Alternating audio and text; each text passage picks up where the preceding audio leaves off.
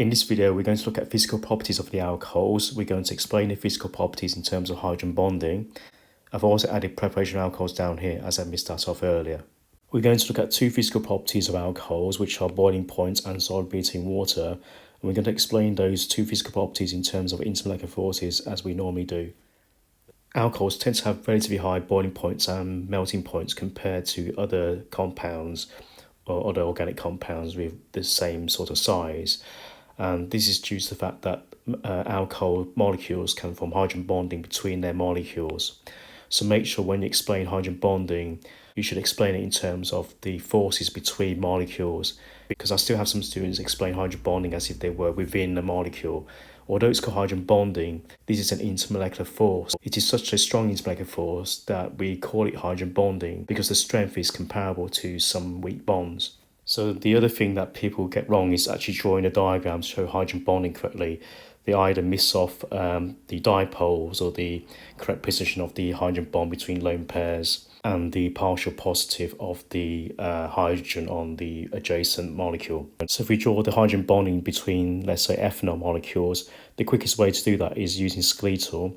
So I'm going to draw two carbons in skeletal with an oxygen, and we should really show the display part of the OH bond because we need to show the dipoles on this bond. So that's one thing people forget, is to draw the dipoles. And then the next thing I'm going to do is not to draw the other molecule, but I'm going to draw the hydrogen bond itself. And because I know this is going to point to a lone pair on the adjacent molecule, I'm going to draw the lone pair and making sure that the dotted line goes into the center, right in the middle of the two lone pairs. Then I would draw the oxygen on the adjacent alcohol. And then I'm going to draw the bond between the oxygen and hydrogen on the adjacent molecule. And then once I've done that, I need to make sure I've got the dipole on this OH bond here. So I've got a partial negative and a partial positive. That's a partial positive there. Once we've done that, we need to finish off the molecule structure on the adjacent alcohol. So I know that the carbon's bonding to the oxygen, so I'm going to just draw that there and just draw the rest of the molecule in. So that's the easiest way to draw hydrogen bonding. And then what you need to do is label this in the exam as hydrogen bonding or hydrogen bond. You must label the hydrogen bonding. So remember, the key phrases to mention in terms of explaining boiling points and melting points in terms of hydrogen bonding is their comparison of strength with other intermolecular forces. So name those other intermolecular forces, so permanent dipole forces and London forces, and make sure you mention they're between molecules and not within molecules.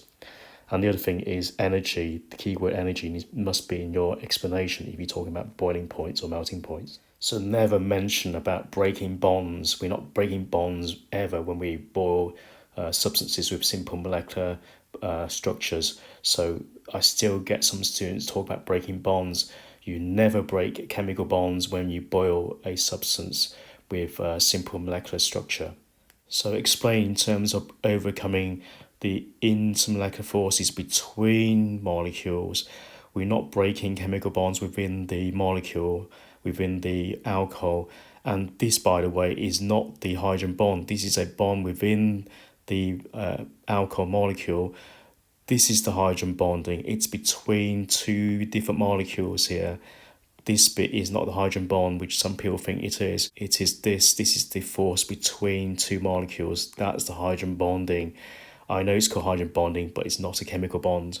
It is an intermolecular force, and it takes a lot of energy, or more energy you need to break these strong hydrogen bonding or intermolecular forces than the induced dipole forces or permanent dipole forces between molecules of other substances. So for example, if we look at methanol, which is smaller than propane, methanol can form hydrogen bonding between methanol molecules, which are stronger than the London forces that form between propane molecules. So even though it has fewer electrons in total and therefore weaker London forces for methanol, the stronger hydrogen bonding between the methanol molecules will require more energy to overcome than the London forces between propane molecules.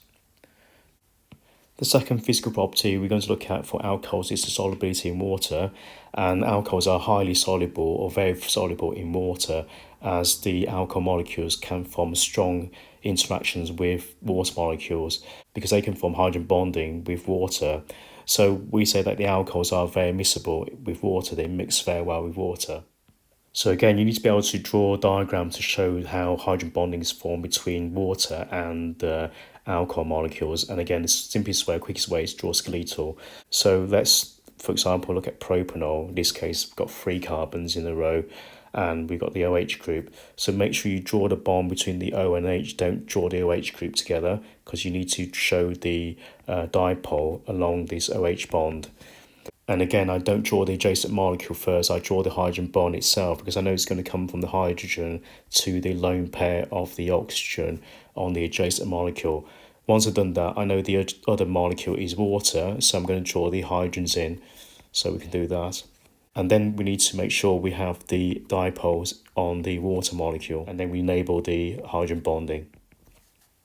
Another way of drawing the hydrogen bonding between the alcohol and the water is to draw the partial positive hydrogen on the water pointing towards the lone pair on the oxygen of the alcohol,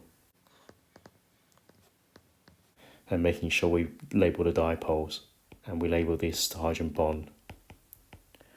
So we can't abbreviate any wording until we're writing it once in full first in the answer.